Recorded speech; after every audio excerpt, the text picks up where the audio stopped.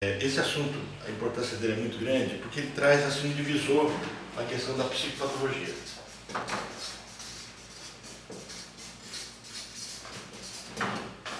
A gente vive numa sociedade cheia de bipolares. Então a gente encontra meninos hoje em dia onde a mãe fala, ele é bipolar, meu marido é bipolar, minha mulher é bipolar, meu chefe é bipolar. Eu sou bipolar.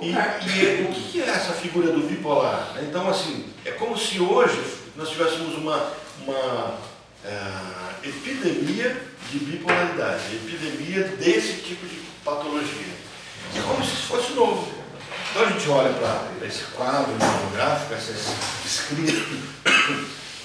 escrita da doença, e a gente vê como se fosse alguma coisa nova. E na verdade, Freud já trabalha com esse quadro. Então o que a gente vai ver hoje é um texto que começa a falar de depressão, esse é o assunto central, que é outro tema que se fala demais, eu estou deprimido, eu tenho que ir no médico, estou deprimido, vai no médico, o médico dá remédio para depressão, e a gente acaba não compreendendo muito o que é depressão. Depressão ficou assim uma virose do dia a dia, levou no médico, não sabe o que é depressão. Então assim, os médicos já têm um catálogozinho bem simplório, né? Ou você está deprimido, então você precisa tomar um antidepressivo, um ansiolítico. Ou você está com fibromialgia, porque você tem dores no corpo e não tem causas médicas explicáveis. Ou você oscila, então você é bipolar. Acaba trazendo esses três padrões. Alguns acabam falando do borderline, que a gente vai falar em outro momento sobre isso. Então a gente vai começar a ver num texto clássico de Freud, que foi escrito em 1915.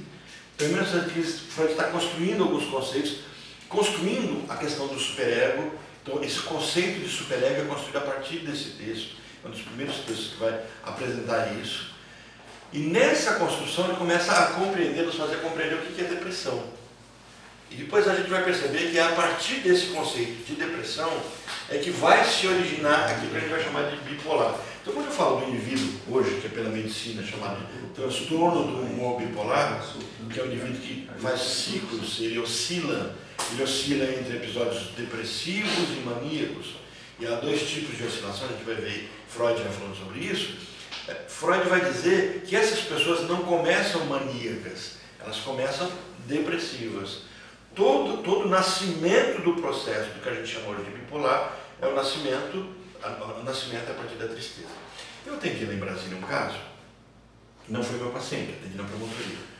E era um rapaz que tinha surtado numa aula, num cursinho. Ele estava num cursinho, acho que até comentei uma outra aula, não sei se com vocês ou com outro grupo. Ele estava num cursinho, fazendo um curso preparatório para a Polícia Federal, e tinha vindo de Minas Gerais, lá no interiorzão, os pais bem no interior mesmo, moravam em sítio. E lá em Minas Gerais, vem para Brasília, ele não morava em Brasília, começou a fazer o preparatório, e de repente ele surtou. O surto dele, a crise começa, depois ele tem esse surto, o histórico pré-surto é assim, ele começa ele é fechado, não se enturma com ninguém, não se entrosa com ninguém, assiste a aula, da aula vai para casa, da casa vai para a aula, essa é a vida, bom dia, tudo bem? Da aula vai para casa, esse caminho que ele vai fazendo.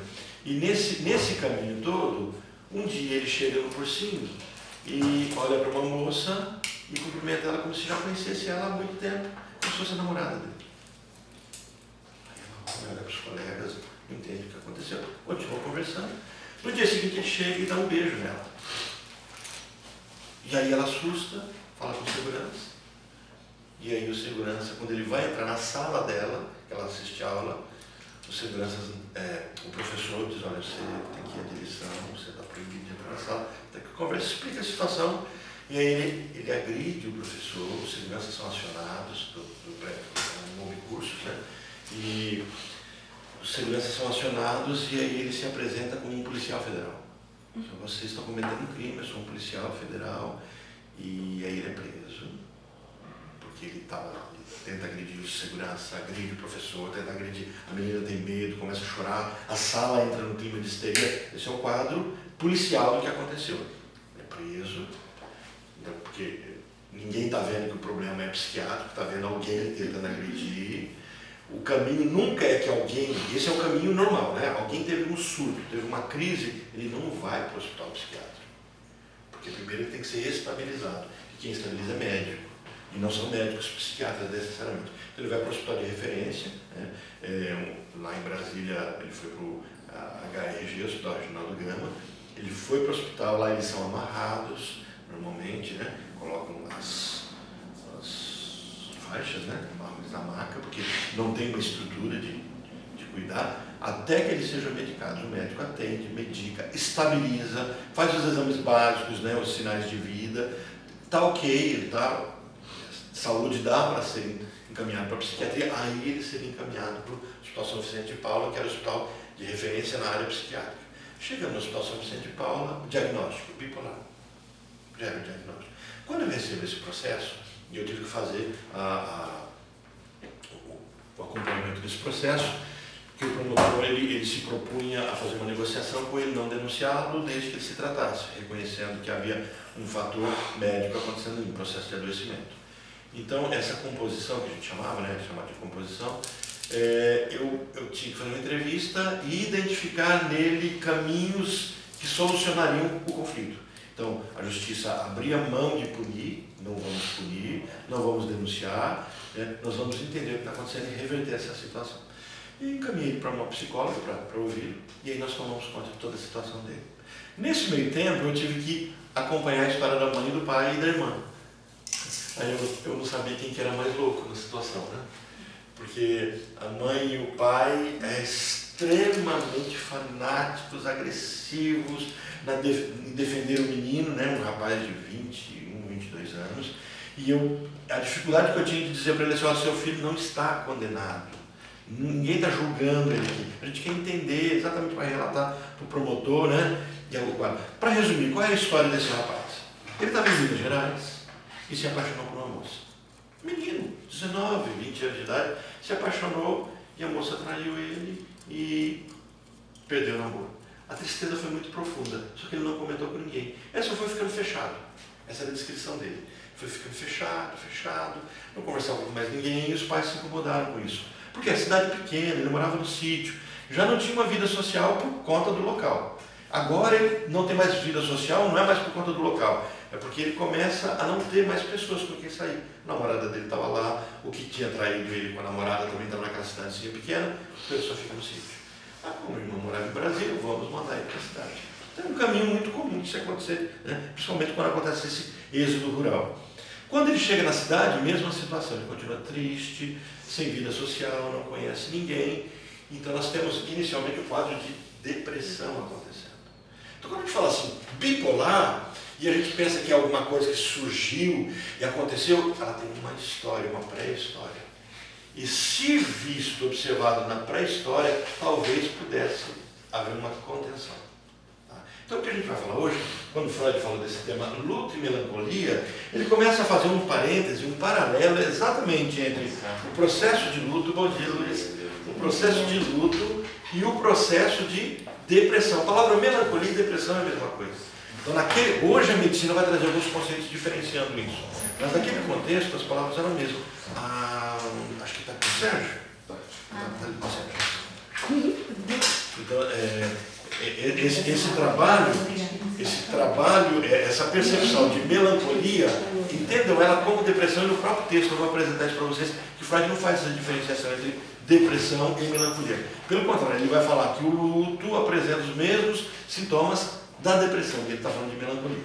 Tá? Então temos aqui uma fotozinha do Freud, escrevendo os seus textos, seus manuscritos. Né? Como sabemos, o Dr. Ernest Jones é bem no comecinho do texto de vocês e da obra também. Tá? Então começa a ver assim, bom, desse texto todo que eu queria destacar com vocês, havia uma ligação entre melancolia e fase oral. Essa é uma observação que quem vai fazer vai ser o Abraham, que é um dos psicanalistas iniciais, morre um pouco precocemente, e ele vai, quando o Freud começa a escrever sobre depressão, trazendo o assunto melancolia, e faz esse vínculo, ele vai dizer assim, olha, percebo que os meus pacientes que padecem dessa doença, vamos chamar nesse formato, que padecem dessa doença, eles têm fixação oral. Vamos recapitular? Quais são as fixações que nós podemos ter? Então, quando a gente fala de fixação, falamos de psicossexualidade. psicossexualidade, vamos recapitular, como para Freud tudo é sexo, é muito importante que a gente entenda que para Freud tudo não é relação sexual. O fato de tudo ser sexo significa que tudo está vinculado ao conceito de libido. Está vinculado ao conceito de libido, o tema focal é pulsão. Tudo se constitui em emoções pulsionais. Então o que eu tenho? Eu tenho seres, pessoas, sujeitos. Quando eu falo de sujeito, eu trago o conceito de que é alguém que detém um desejo, e ao deter um desejo eu sinto falta de algo, eu não sei do que é essa falta, mas eu sinto essa falta, e ao sentir essa falta, isso me motiva a viver. Então, isso é o conceito psicanalítico de estarmos vivos. Há uma moção pulsional que adquire um objeto para que isso seja realizado. Eu constituo um objeto para me realizar. Esse é o caminho da libido. A libido precisa de um caminho para percorrer. Então, essa libido ela vai percorrendo o caminho por meio da minha psicossexualidade. Certo? Então, o que é a minha psicossexualidade? Áreas da minha vida, áreas físicas, que se constroem prazerosas e desprazerosas. E essas áreas prazerosas e desprazerosas vão se construindo. Eu não nasço com todas as minhas zonas erógenas, né, onde eu sinto prazer do corpo todo, construídas. Elas são construídas vagarosamente. Isso é bem repetético. Sempre repito isso com vocês. Na esteira disso, a minha psique começa a crescer. Essa é a forma que vai fazer a minha psique crescer. Se essa forma parar de crescer, a psique não tem para onde crescer. Certo? Bom, nesse crescimento, vamos imaginar de 0 a 18 meses, 0 a 18 meses, não anos, tá? A minha esteira psicossocial física está crescendo e a minha libido começa a ter esse local para se estender. Nessa fase, alguma coisa aconteceu, algum desconforto levou o indivíduo a buscar uma zona de conforto. Por quê? Houve algum estresse, algum movimento em que ele se assusta, há um rompimento e ele precisa se fixar. Então acontece o processo de fixação. Isso é recapitulando o conceito de fixação. O que Abraham vai falar, olha, eu percebo que as pessoas depressivas tiveram algum problema entre 0 e 18 meses. Que agora, adultas, voltam a se defender, falamos novamente a palavra que a gente sempre vai falar, né? Defesa, voltam a se defender. Então a depressão não é uma doença.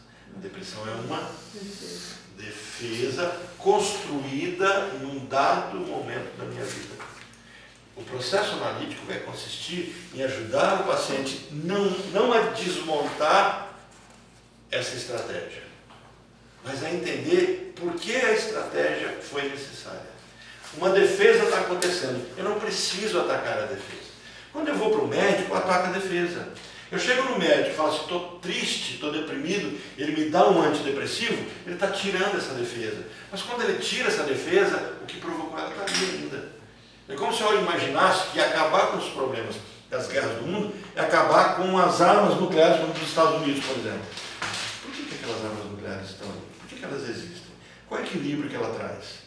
Então, se eu tirar as armas nucleares dos Estados Unidos, o que eu estou fazendo?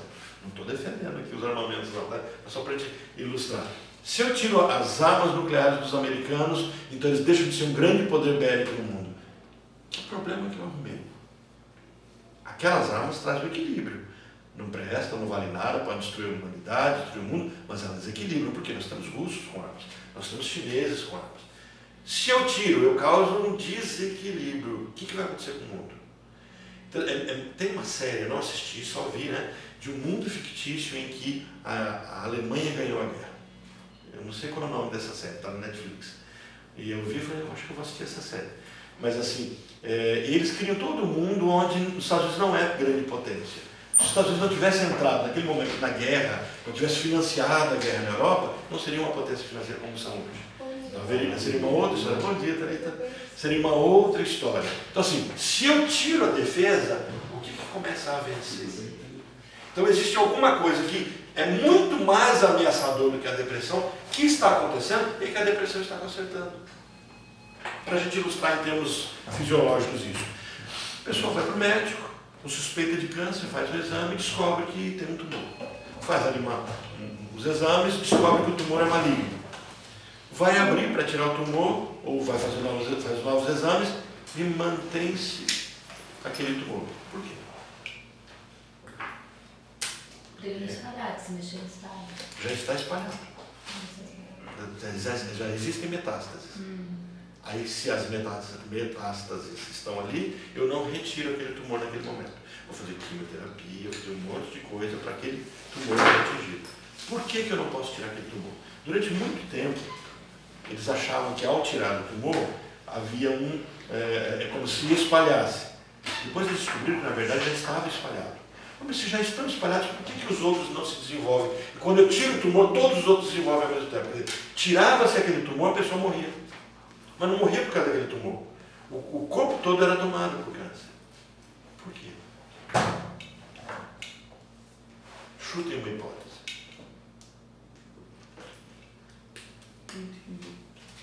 Proteção das medicinas.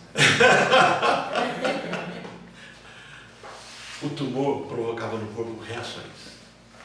O corpo se defendia daquele tumor, ele era o grave. E todas essas defesas daquele tumor faziam com que as metástases não se desenvolvessem.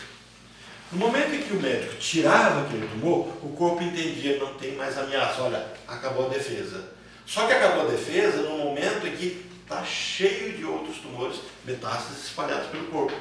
Essas metástases não... núcleo que o corpo fazia a leitura. Fazia a leitura dele. Dos outros, Exatamente, perfeito. Quando você tirou ele não lê mais, opa, foi consertado, acabaram-se as defesas. Os outros estavam espalhados, eram células cancerógenas, as metástases, todas elas se desenvolveram, não tinha mais um, são vários.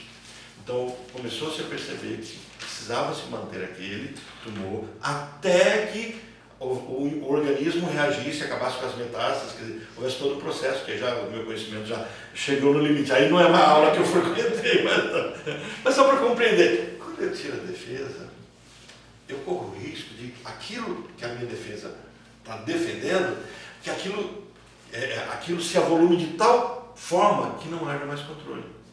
E é isso que a medicina tem feito hoje em dia. Em todos os casos, não, está cheio de psiquiatra maduro, psiquiatra que percebe o que está acontecendo, né? Mas há muitos psiquiatras que simplesmente medicam, dão remédio, e o indivíduo está com a vida dele ali, agonizando, sofrendo, e aí nós temos quadros crônicos, onde as pessoas, se identificadas no começo, encaminhadas para um processo de terapia, acompanhamento farmacológico, junto com o terapêutico, tudo isso acontecendo, nós teríamos uma reversibilidade de quadros. E nós passamos a perceber pessoas com estados crônicos, onde chegam a determinada fase da vida, onde não há mais o que fazer. Porque as defesas foram tiradas e aquilo que elas defendiam passou a ser muito agressivo. Então o que a gente vai ver hoje é como que Freud desenvolve toda essa teoria, essa percepção. No manuscrito datado de 31 de maio de 1897, pela primeira vez Freud vai antecipar o conceito de complexo de Édipo. Então, a partir desse texto de 1897, e desse texto que a gente está estudando hoje, que foi escrito em 1915, Freud está construindo o conceito de superego e começando a trazer a percepção de que o que vai me fazer adoecer é meu superego. O que vai me obrigar, vai me trazer o processo de sentir-me culpado, e essa culpa, de alguma forma, vai trazer a tristeza dentro de mim, é o meu superego. Mas você estava falando da fixação, que ele fixou... Essas pessoas, elas são pessoas, segundo Abraham, cuja fixação foi de 0 a 18 meses. Isso é um paradigma, já é um dogma psicanalítico? Não. Essa era a opinião, era a observação do Abraham sobre os pacientes dele. Que ano, mais ou menos? Que ele vai falar sobre isso? Em 1915, que é o período que está sendo escrito. E depois desse tempo todo aí alguém falou mais alguma coisa? Não, avançou muito isso, não é só caso, porque senão nós não teríamos os casos. O que acontece? De 18 meses a 36 meses, eu tenho a fixação que seria anal, certo? E o que se percebeu, que a gente vai ver hoje, é que normalmente o processo depressivo está acontecendo aqui. As pessoas cuja fixação é oral, elas têm um quadro depressivo dentro de um quadro histérico. Então tem uma estrutura histérica que desenvolve sintomas depressivos. Hoje a gente vai ver nesse texto a diferenciação. São dois caminhos diferentes que acontecem. Que também vai ser chamado de depressão do mesmo jeito, mas são por motivos... Então essa era uma observação de um teórico, para trazer, olha, a fixação aconteceu normalmente aqui, mas era a observação dos casos que ele atendia. Como ele estava atendendo histéricos, Então é muito fácil observar isso. Quando o processo evolui a percepção de casos de obsessivos, então o caso começa a avançar. Hoje o que se percebe que, na verdade, não tem uma fixação para uma pessoa que tem a depressão. Mas eu tenho quadros depressivos, eu tenho que perguntar por que a depressão veio. Então, o que eu preciso fixar é isso. A depressão é uma defesa. Então, o que a gente vai começar a ver é que a depressão, primeiro, ela utiliza os mesmos mecanismos do luto. Então, Freud vai trazer mais ou menos isso. Olha, a comparação entre a melancolia e os estados normais de luto. Freud começa a perceber que tudo que acontece na morte de alguém, aquele episódio que a pessoa perde alguém ou perde alguma coisa e passa todas aquelas fases do luto, o processo depressivo acontece a mesma coisa. Os mecanismos são os mesmos, com algumas diferenciações mínimas que ele vai pontuar. Então, o que permitiu Freud a reabrir o assunto foi naturalmente a introdução dos conceitos de narcisismo e de ideal do ego. Quando ele faz essa construção sobre narcisismo, vamos recapitular o que é narcisismo? O que é isso? Recapitular, nós falamos de narcisismo? Não, nós não tivemos aula ainda sobre narcisismo mesmo, só comentamos, né? O que é narcisismo? Eu já comentei. Não enxerga a própria imagem? Não consegue ver a própria imagem com os próprios olhos, não consegue ver quem é. Precisa do olho do outro. Então, o narciso é alguém que precisa do olhar do outro. Então, ele é vazio de si, ele não enxerga a si mesmo. Esse é o caminho do narcisista. Quando Freud começa a construir essa teoria, esses conceitos de alguém que precisa ser visto por meio do outro, o caminho é esse. Eu preciso que o outro me enxergue. Se o outro não me enxergar, eu não existo. Então eu não consigo me enxergar. Eu me enxergo com o outro. Esse caminho narcísico é o que vai construir a necessidade de uma defesa de processo de luto. Né? Só guardem um pouquinho disso. Né? E a questão do ideal do ego. Quem eu devo ser? O que eu quero ser e quem eu devo ser? Quem eu devo ser é ditado pelo olhar da mãe. A imagem especular que ela vai colocar. Lembra a história do espelho? Eu me olho no espelho, o espelho me devolve a imagem de quem eu sou, mas é quem eu sou a partir do olhar. O olhar de quem? Da mãe. Não é aquele quem eu sou e eu quero ser, o simbólico que eu me construo. Não é uma construção minha, é uma expectativa. Então, o grande sofrimento dos narcisistas e o grande sofrimento do depressivo é não entender quem ele é. Mas o que se espera dele?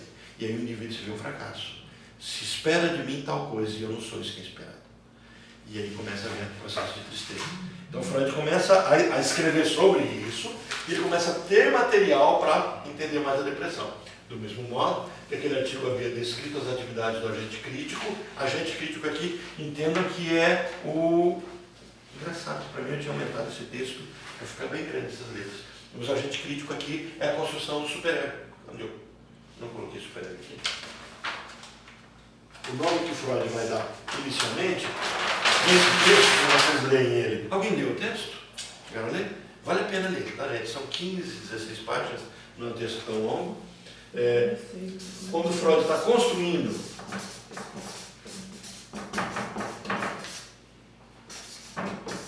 o conceito de superego, ele vai dizer assim: existe um momento em que o ego se divide contra ele mesmo. Ele fala assim, nessa situação defensiva desse sofrimento, há uma divisão do próprio ego, e o ego assume um papel crítico e se torna um agente crítico. Essa é a construção do que seria o ego dividido. Então eu tenho o superego, eu tenho um ego que se supera e começa a dizer para o ego como é que ele tem que ser. Então quando ele faz esse caminho, é o caminho que vai resultar depois do processo de entristecimento muito grande. Então nós temos aqui essa construção do agente crítico. Nós temos nesse escrito em 1921 é que o superego vai ficar mais definido, o texto nosso é de 1915. Uma nova avaliação do sentimento de culpa. O que me traz culpa? Quando a gente estudou sobre o superego, a gente viu que a culpa não existe se não tiver o conceito de superego. Então o que me traz a culpa é a construção do superego. Vamos lembrar do triângulozinho da nossa psique?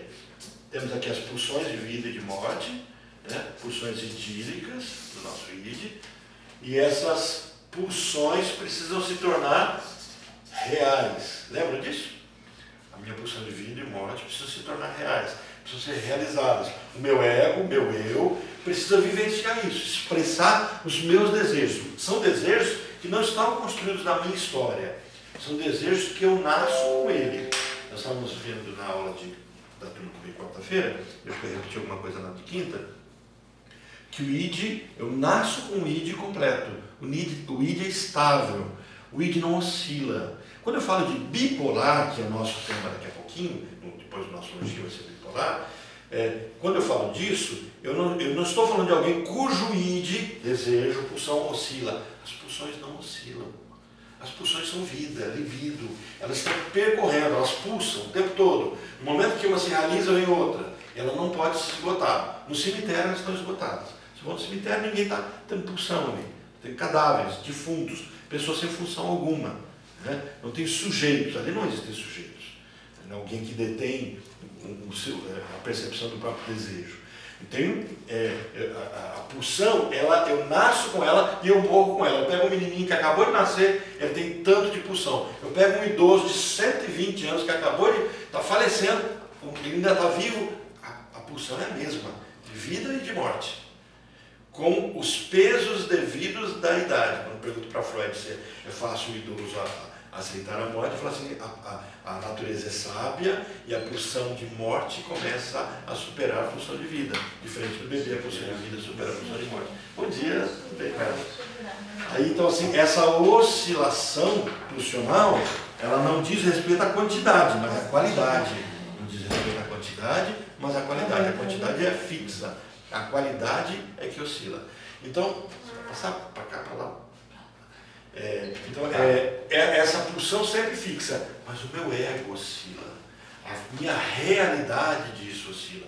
Então, quando eu falo de pessoas que oscilam no seu humor, nunca é o desejo.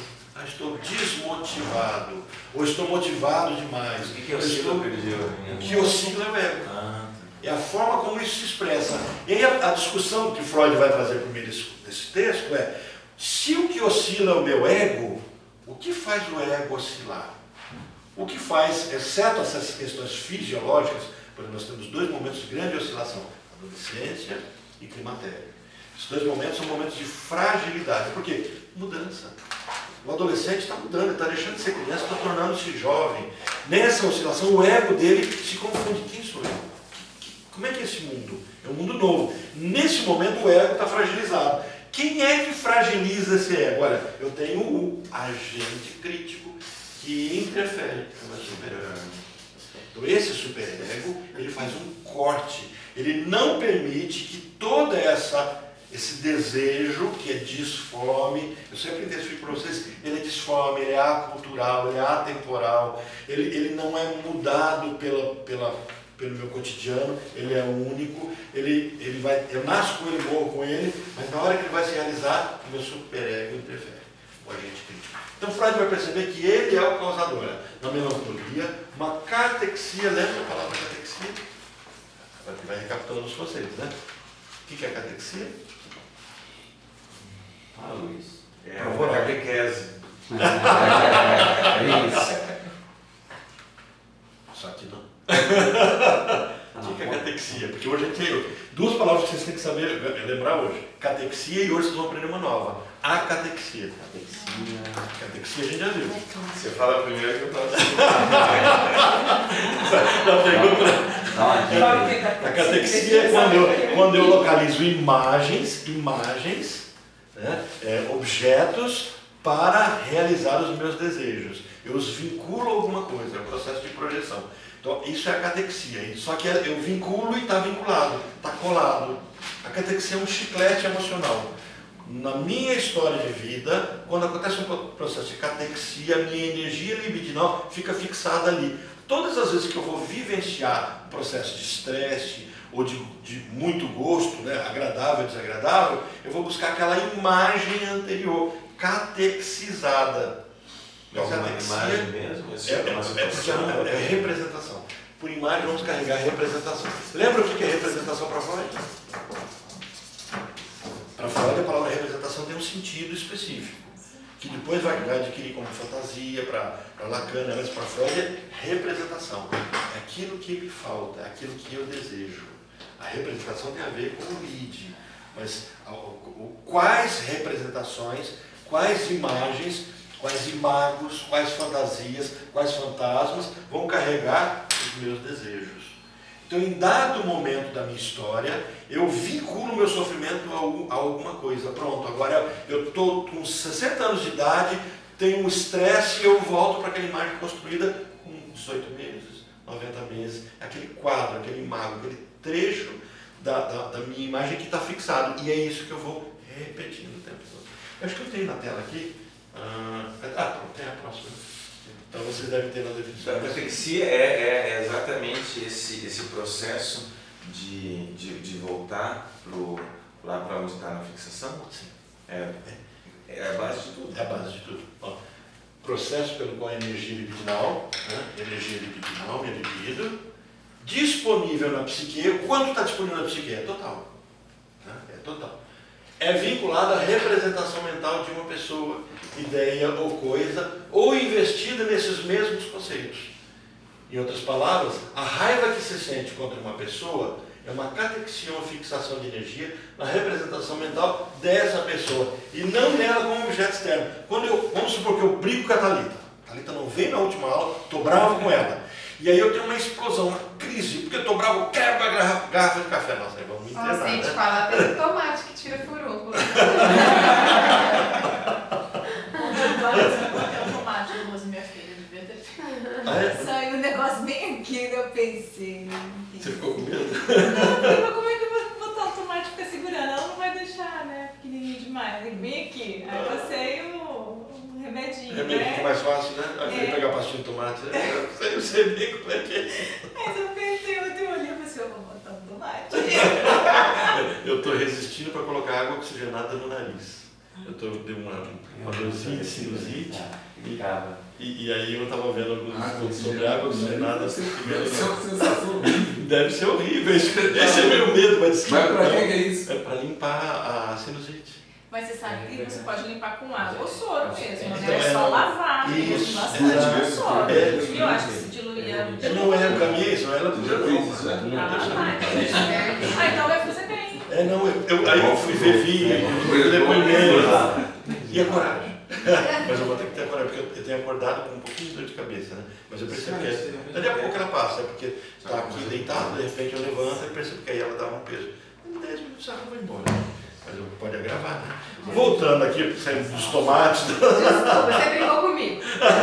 Eu estou brigando ali com a Thalita, né? Então eu tenho, dentro da minha história de vida como neurótico, eu vou imaginar que a raiva é contra a Thalita. Aí, por exemplo, vamos supor que o Luiz fala assim, gente, não tem lógica, é muito desproporcional.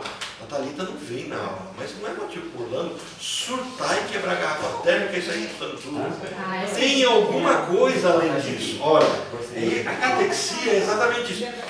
Vamos, estou brincando. Mas você falou projeção e representação é a mesma coisa. Sim, exatamente. Quando Freud vai usar sempre a palavra representação. E aí, quando ele está falando de representação, ele está falando de todo esse mecanismo de projeção. Quando eu sinto raiva, eu não sinto contra alguém. Eu sinto raiva, porque a palavra está catexiada. Ela está vinculada, como se tivesse, vamos pensar em Platão aqui, né? É o mundo das ideias. Eu tenho esse sentido, e esse sentido ele é universal para mim, não é universal para todo mundo. Então, por exemplo, quando eu falo de raiva, eu me refiro à minha primeira raiva. E eu tenho uma imagem dessa raiva. Então, agora eu estou com raiva, eu carrego, linguagem de computador, né? Eu carrego aquele conceito lá de imagem, eu faço aquele download, e aí automaticamente fala, isso é raiva, e só que aí eu tenho que ter um objeto que não seja eu. Quem movimentou quem trouxe essa pulsão, essa moção pulsional, esse movimento interno por conta da minha pulsão de morte? Quem movimentou foi a Thalita. Então, automaticamente, ela passa nesse momento a ser a minha imagem, né? Não, a imagem, defeito. A minha imagem, a minha representação da raiva. Aí eu confundo e a agressividade passa a ser contra ela desproporcional. Então, o que Freud vai colocar no conceito de catexia, que a psicanálise vai colocar, é que nós temos catexias, nós temos essas imagens montadas e nós confundimos com as pessoas. Então, por exemplo, quando nós amamos, automaticamente a gente carrega o amor de mãe. O que eu dou download lá? Amor. Amor de mãe. Amor é se entregar, é cuidar. E automaticamente, aí, se a pessoa, dia das mães, um dia a gente começa a chorar, dia das mães. Aí, por exemplo, dia dos pais, não, dos pais não é tanto amor, mas é o amparo, o cuidado, o direcionamento. A gente constrói conceitos. Esses conceitos construídos são as mesmas coisas das catequias. A questão é que as catequias podem ser adoecimentos psíquicos. Porque todas as vezes que eu tenho uma vivência, eu tenho um processo de sofrimento, qualquer nível de sofrimento, de prazer ou desprazer, eu vinculo a uma imagem que eu tenho, uma representação. Então, o que Freud está colocando nesse texto aqui... Isso não entraria como recalque, não? As catequias carregarão recalques. O recalque, lembra, o recalque é uma defesa. Então, por exemplo, todas as vezes que eu enfrento um problema e o meu superego entende que esse problema não pode ser analisado, eu não dou conta dele, ele pode recalcar. Ao recalcar, eu posso catequiar aquela situação. Então, todas as vezes que eu enfrentar uma situação parecida, eu terei aquele embotamento. Eu não vou perceber, porque ele me lembra daquilo. Então, eu criei uma representação. Então o vínculo pode ter? Sim, porque daí eu vou ter uma coisa, que é a próxima palavra, que é acatexia. Então eu começo a acatexiar, eu começo a não criar esses vínculos. Não pode dividir um pouco essas aulas para as próximas, porque a gente nem aprendeu a primeira, já vai. Não, é só palavra mesmo que não. Catexia, é só, na melancolia, uma catexia objetal é substituída por uma identificação. Então, na tristeza, vamos pensar, na depressão, uma catexia objetal, quer dizer, uma representação que eu criei de alguém que não sou eu. Sempre que eu falar objetal, o simplório disso é aquilo que não sou eu, mas aquilo que carrega meu desejo, porque eu ponho o meu desejo fora de mim. Esse é um outro conceito que quem veio na aula de quinta a gente falou isso, sobre o gozo, né? Quando eu coloco o meu desejo fora de mim, a busca é pelo gozo, mas é o gozo do outro. Lembra da história? Alguém conseguiu ver alguma piada e lembrar da história que a gente contou aqui dos xistes? Eu estava vendo os memes e falando, gente, como é tão real isso, né? Lembra do assunto do xiste que ele comentou? Do xiste. Por que a gente gosta de contar a piada pro outro? Por que a gente repete piada? Sentir o prazer numa risada dele, ou seja, a gente pega no outro um pedaço da alegria do outro. Então, assim, se a gente gosta da piada, por que ele fica contando pra gente mesmo? Porque é sem graça. Porque a gente já contou pra gente e já sentiu o prazer. Agora eu preciso contar pro outro, porque quando o outro sentir prazer, eu sinto junto com ele, eu pego um pedaço do prazer dele. Aí eu conto pro outro, porque, por exemplo, eu recebo uma piada, eu mando pro Sérgio, eu mando pra vocês, eu mando pra... Cada vez que eu estou fazendo isso, cada vez que eu percebo o Sérgio curtir, eu sinto aquela mesma alegria. O processo é de xiste, é o processo do gozo, é o processo de uma catexia objetal. Eu vinculei no que o outro sente algo que eu senti, mas já senti. Então agora quando ele sente, eu sinto igual. Eu faço esse caminho. Isso é uma catexia objetal. Então a tristeza é a mesma coisa. Tanto a alegria como a tristeza é a mesma coisa. Todas as emoções. Eu jogo no outro, o outro quando sente. Por isso que a gente assiste filme, e a gente entra no filme, a gente chora, e é cativante. Por isso que o adolescente gosta de assistir filme de terror. Quando a gente proíbe um adolescente de assistir um filme de terror, a gente está impedindo, porque nós adultos não queremos filmes de terror. Mas o adolescente ele quer passar medo, ele quer ter aquele suspense, ele quer levar susto, ele quer ver aquele filme assim terrível. Por quê? Porque ele já está vivendo isso dentro dele. E ele não está dando conta de externalizar mais isso. Quando ele vê isso fora dele, olha lá, ele vê fora dele, aí ele resolve porque está fora, aí ele dá conta daquilo. Dentro dele ele não dá conta. O que é interessante, que é interessante falando da questão do filme, é que aí a pessoa dá conta de vivenciar aquilo porque ela também tem o controle que ela quer. Porque muitas vezes, por exemplo, um susto, uma situação no cotidiano, ela não tem o controle. Aquilo lá ela pode fazer mal para ela.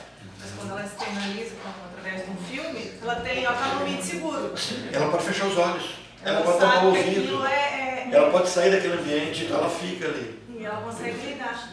É interessante. A ficção, a importância da ficção é muito, porque a base é dos contos de fada. Então, por exemplo, se a gente estiver passando pensando como terapia, tá? Estiver passando uma situação de estresse, de Vai pro cinema, Senabelle. vai assistir alguma coisa que vai fazer você botar pra fora.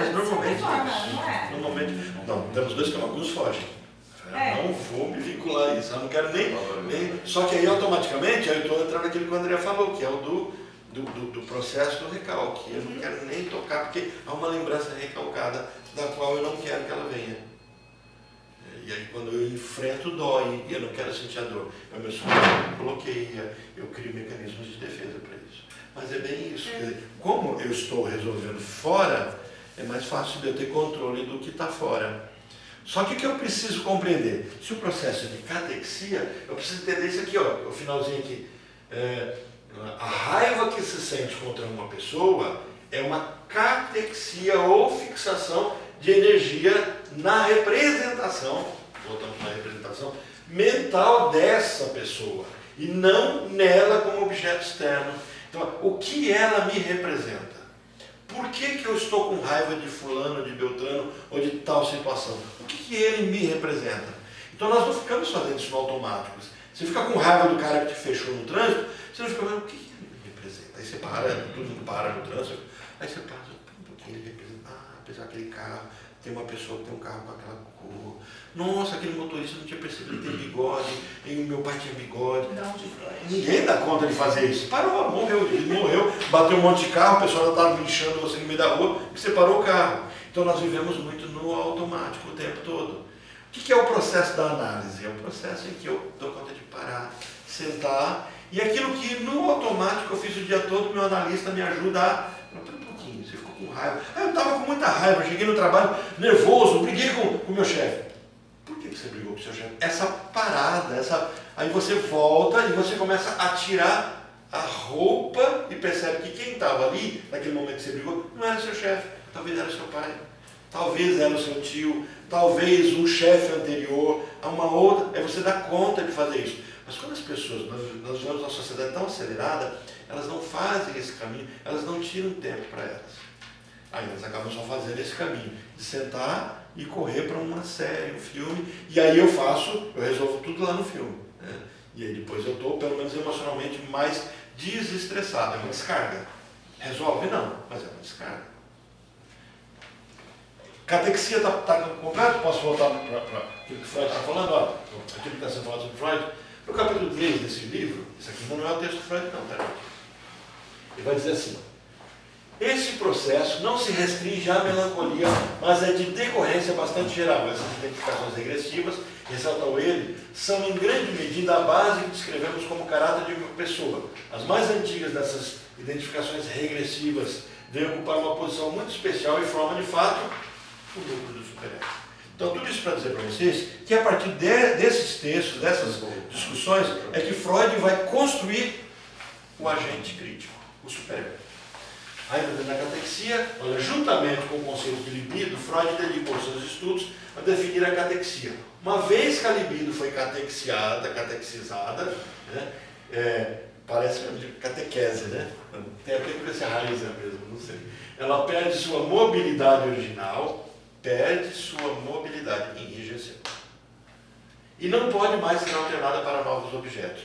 Uma vez que eu, criança, tive uma crise de raiva, o meu agente crítico disse, não pode, eu tornei isso uma imagem, agora eu tenho algo do que evitar, está travado ali.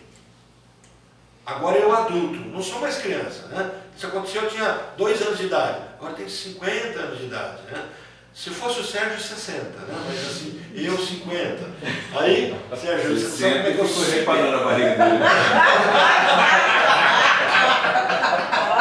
Tá difícil ganhar dele, tá difícil. Ainda bem que está um vídeo para provar que eu não tenho barriga. Não, tem uma barriga natural. Ele gosta de pegar no carro. Mas assim, aquela imagem... Ninguém mandou mexer. Depois eu vou colocar a definição de barba. Mas assim, perdi até o mas aquela minha representação, ela é carregada independente do contexto que eu estou. Olha, está travado, congelou, endureceu. Então agora eu caminho a vida toda com várias catexias. Eu saio arrastando um saco de catexias, de coisas, de representações. Quando eu estou vivendo o meu atual, o meu dia hoje, automaticamente, ao viver as emoções de hoje, eu pego imagens do passado. É uma questão de economia. Economia até, não de dinheiro, mas economia, de um processo de regras da casa. Ao invés de eu ficar toda vez criando uma nova imagem, eu pego uma imagem pronta. Por quê? Porque eu preciso viver, eu preciso ter o meu dia a dia. Então, automaticamente, eu tenho aquilo que já foi montado. Só que isso enrijecido perdeu seu contexto. Então, é por isso que os atos, muitas vezes, são desproporcionais. O menino perde uma namorada e se mata. Perdeu a namorada. Ele não perdeu a vida. Você vê uma pessoa com a vida toda realizada, tem tudo que todo mundo diz. Ah, se eu tivesse dinheiro, eu seria a pessoa mais feliz do mundo. Tem gente rica se matando. Ah, se eu tivesse tal coisa, eu seria feliz. Tem gente que tem aquilo e não é feliz. Então, assim, por quê? Porque as representações que eu carrego, elas têm peso, porque elas referem-se a uma idade minha.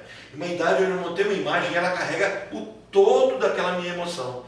Quando eu vivo uma nova situação que simplesmente vincula, eu trago o peso daquela idade, não o peso de hoje. Então, por exemplo, você vê um menino que briga com a namorada, chega em casa e pega o revólver do pai, que é policial, dá um tiro na cabeça. Fala assim, gente, ele não pensou no pai, não pensou na mãe, não pensou. Por quê? Ele trouxe algo que está catexizado, e essa catexia trouxe um sofrimento muito, muito, muito maior do que aquele ato pequeno. Um indivíduo, por exemplo, que está batendo papo com os colegas, eu me lembro uma vez que eu estava em Goiânia, e tinha um colega, calmo, tranquilo. Pensa numa pessoa assim, que todo mundo gosta de ser amigo, que é uma pessoa estável, conselheiro, amoroso, sabe? Pensaram numa pessoa assim, madura? Nós estávamos no centro de Londrina, de Goiânia. Vocês conhecem Goiânia? O trânsito lá era um caos, não sei como é que é hoje, mas quando eu morei lá, era um caos, ninguém obedece sinal, as motos atravessando é um caos. Né? E nós estávamos na avenida, estava em Campinas. Campinas é um bairro de Goiânia, e eu esqueci o nome da avenida principal. E de repente uma pessoa buzinou. E lá buzina é uma coisa, as pessoas buzinam mesmo. Em Brasília ninguém buzina. São invertidos. Em Brasília é assim, como eu morei muito tempo em Brasília, aqui a pessoa me fecha, eu não buzino. Até, por que você não buzinou? Por que você não gritou? Não tenho esse costume, eu perdi esse costume. Mas em Goiânia todo mundo buzina para qualquer coisa, é agressivo. E uma pessoa buzinou. Quando buzinou, esse meu colega teve uma crise. Ele era bem branco, ele ficou vermelho. Ele gritava. E eu falei assim, se ele tivesse um revólver, ele tinha dado tiro. E todo mundo que estava no carro, estava eu, tinha mais 2 colegas, né? Então no total ali 4 pessoas. Um olhou para o outro assim, ninguém teve coragem de falar daquele assunto. E ninguém falou com ele, falou, que negócio. Todo mundo ficou constrangido. Com certeza, a reação que ele teve, desproporcional, referia-se a algum momento da vida dele em que ele precisava reagir e não reagiu. Por quê? O agente crítico dele impediu. E agora ele desloca aquela cena, olha, é uma defesa para aquilo. Então, naquele momento que ele tem a crise e quer agredir quem o fechou, aquela pessoa está carregando uma imagem, olha a catexia, uma imagem de uma outra pessoa, e agora com aquela pessoa ele está livre. Com aquela pessoa original ele não está livre. Pode ser o pai, pode ser a mãe, uma figura de autoridade. Para a pessoa da rua, ele não conhece. Então para aquela pessoa ele pode chegar e matar. Vamos pegar aquele assassino da Candelária que saiu, entrou na escola, saiu dando tiro nos meninos todos. Vocês lembram desse caso no Rio de Janeiro? Ele entrou na escola, saiu matando tudo. Ali ele estava livre para matar aquelas pessoas. E quando matava aquelas pessoas, ele estava matando as pessoas cujo sofrimento foi catexizado, foi endurecido, ele não resolveu e aquilo está caminhando com ele. Então agora ele desloca para pessoas mais frágeis, ali ele dá conta de matar. Então quando ele matava aqueles meninos, ele não matava os meninos na mente dele, ele matava os agressores dele. E ele não teve força para matar os agressores porque o agente crítico dele o impediu por algum motivo. Entenderam? Quando a gente vê uma pessoa sofrendo, eu estou com depressão. Opa! Por quê? Por tal motivo.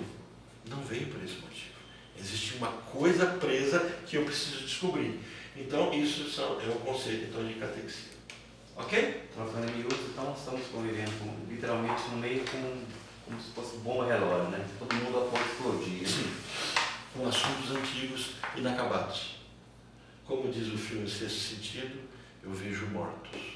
Pergunta para ele o que eles querem. Lembra do filme? Maravilhoso esse filme, né? Muito, muito bom. Né? Foi um dos filmes que me movimentou a querer fazer psicologia.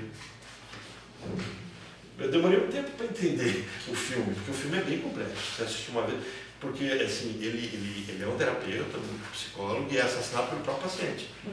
Mas você só descobre isso na última que não assistiu, acabou. Na última cena que você descobre aquele corpo dele. E aí você começa a falar, poxa, realmente, o tempo todo ninguém via ele. Só o menino. É só o menino que estava vendo, ele era um morto, né? Mas a frase-chave do filme é, pergunta para ele o que eles querem. Quem mandou no grupo? Acho que foi a cara que mandou, da sombra. Ontem, né? Vocês viram que Jung, isso, aquela percepção? Aquilo é percepção claríssima, né? Enquanto eu corro da minha sombra, ela vai ficar forte. Mas quando eu olho para a sombra, abraço e aceito, ela diminui. E aí eu posso dizer, você é parte de mim, mas eu simplesmente não quero ser assim. Eu lembrei do filme do Yoda. Yoda faz isso. Viram o videozinho do Yoda? Que luta com... Não, viram esse vídeo? Escreva-se Yoda com Y, né? E a sombra. Aí vocês... Na hora que eu comecei a ver as imagens, eu falei, nossa, tem tudo a ver, né? E acho que também é a mesma... É baseado nos Jung. É Jung. Qual é o nome daquele ratinho que falou pra gente procurar no YouTube depois? Aquele ratinho que fica na mão. Que é casado Que é casado no busto. Conto falado? História falada? Não, palavra cantada. Palavra cantada. Palavra cantada? Palavra cantada. Conto falado. Vocês perceberam que eu fiz a inversão? Conto falado, palavra cantada. Então, gente, olha só.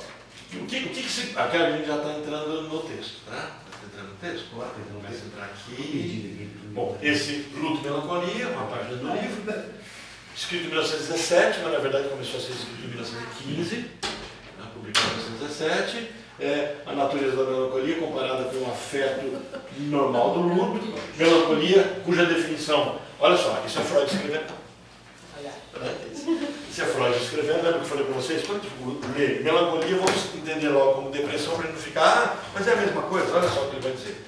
A melancolia, cuja definição varia inclusive na psiquiatria descritiva, assume várias formas clínicas, cujo agrupamento numa única unidade não parece ter sido estabelecido com certeza, sendo que algumas dessas formas sugerem afecções antes somáticas do que psicogênicas. Então, assim, essa melancolia que a psiquiatria fica discutindo o que é, muitas delas têm a ver com o corpo.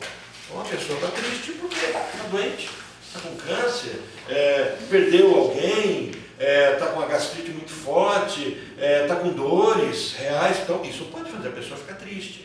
É por isso que quando eu começo a conversar sobre a tristeza da pessoa, você já foi ao médico? Você já foi acompanhado? Está tendo acompanhamento? Como é que você está? Não, minha saúde está perfeita, está tudo tranquilo. Aconteceu algum estressor natural para esses últimos dias? A pessoa fala assim, morreu o cachorro do vizinho. Tem motivo para entristecer porque morreu o cachorro do vizinho? Morreu meu tio. Opa, como é que era seu vínculo com seu tio? Meu tio era figura de pai para mim. Não é natural que a gente vivencie uma tristeza porque morreu uma pessoa tão próxima da gente? Então é uma tristeza natural. Então não tem algo patológico acontecendo. Eu tenho a tristeza natural e eu vou ajudar aquele meu paciente a enfrentar aquele momento. Eu terei as fases do luto que precisarão ser obedecidas. Freud não tinha essa construção ainda. Lembra as fases do luto? 5. Quais? Negação, a última é aceitação, raiva, negociação. Os dois são meio que negação, negociação. Nega. raiva, aceitação e tristeza.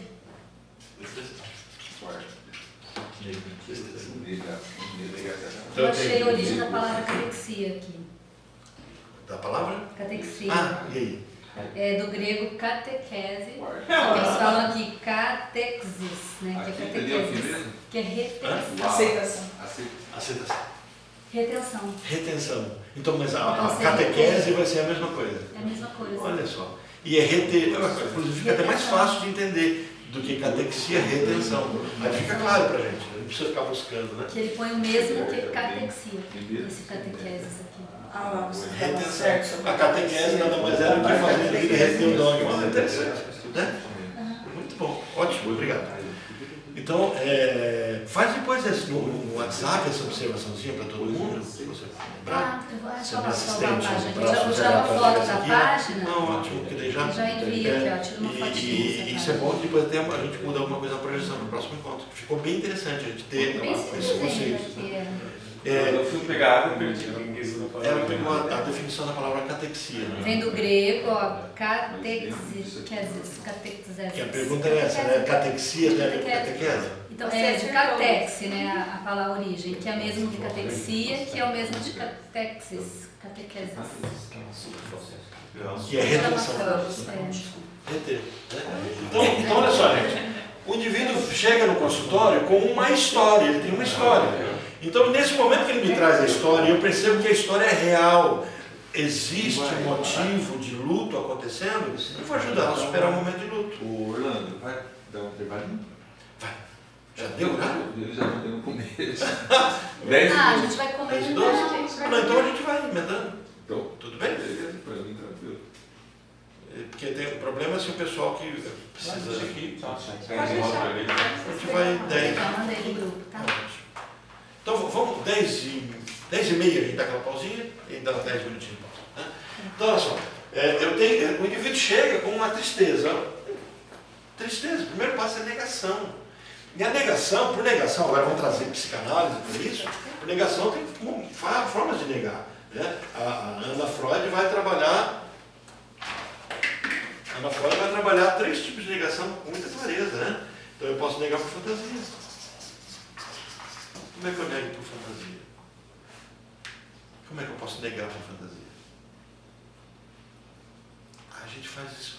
A pessoa que vive o luto, ela faz isso o tempo todo. E a gente incentiva ela a fazer. Às vezes imaginar que a pessoa está chegando, colocar um prato na mesa, manter a rotina. Manter a Seria uma rotina. sublimação. Ela faz de conta que viajou.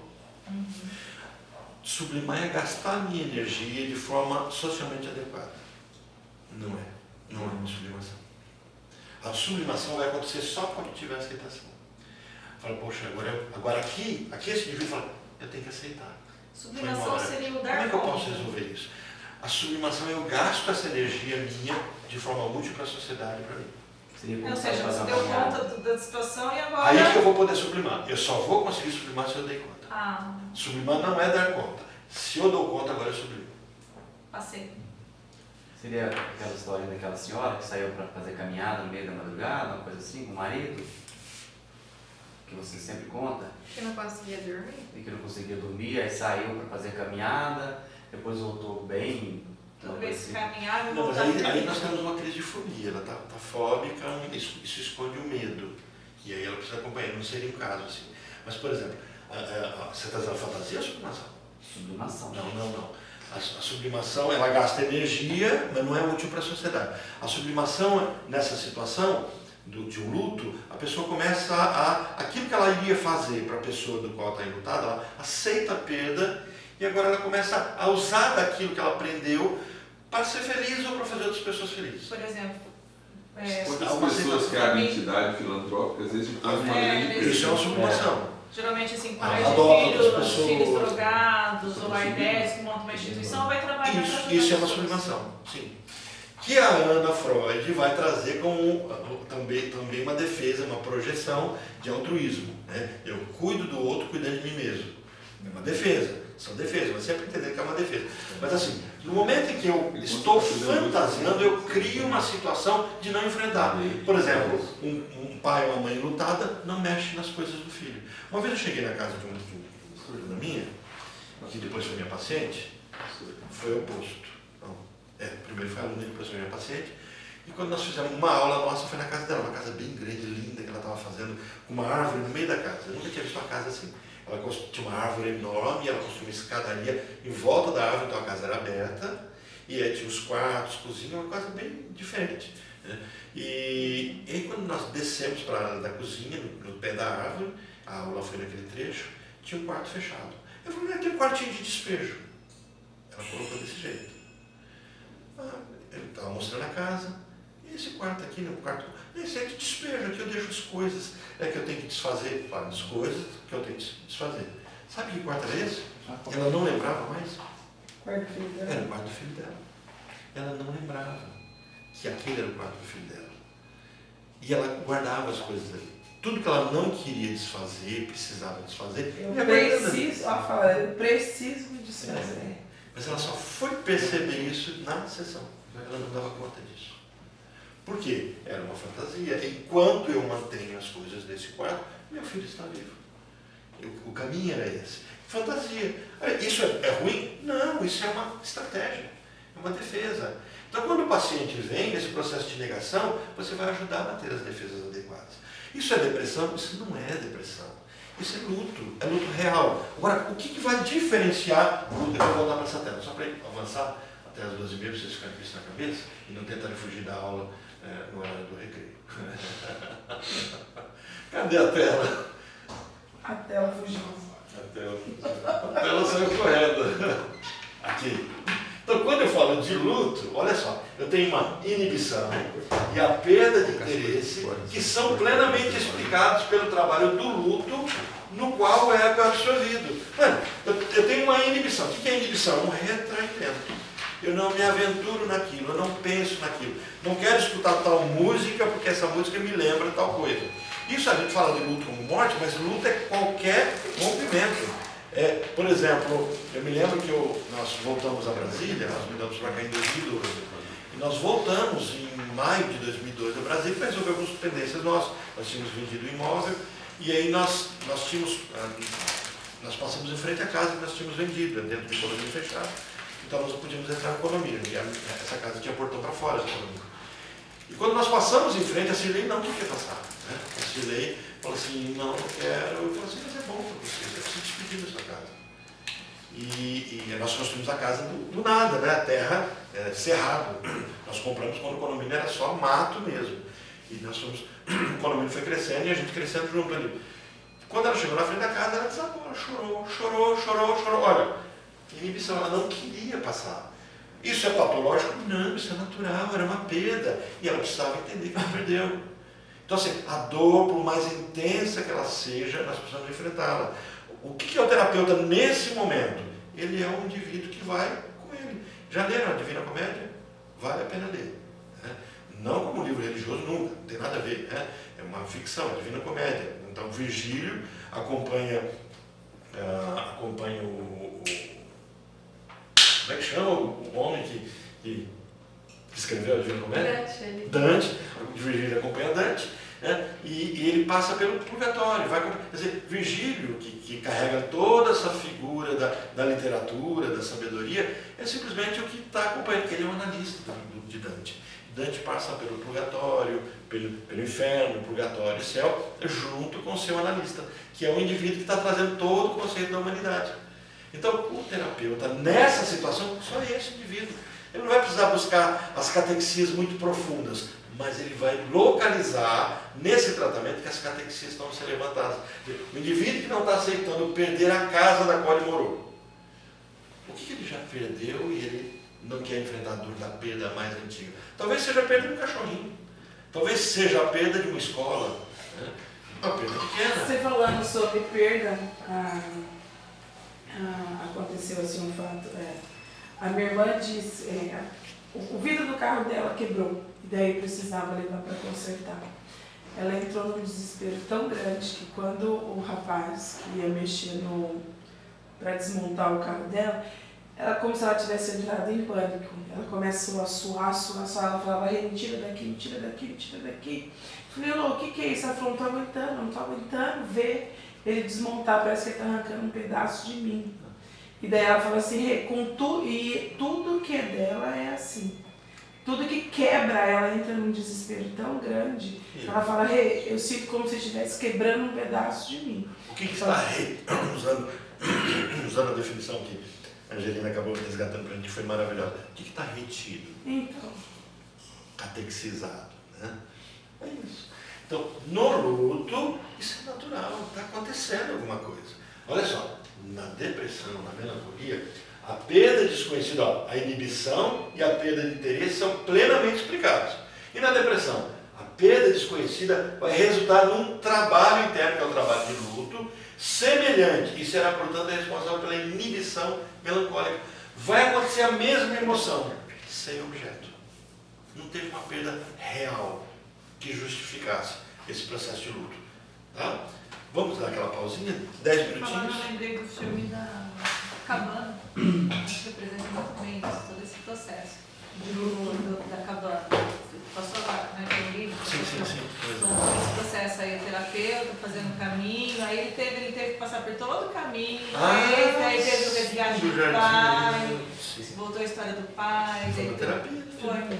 Preparou, quando ele vira homem, né? Quando Deus ali não é mais mulher e é homem, fala, por que eu sou, por que você, né, filha? Porque agora você precisa de um pai.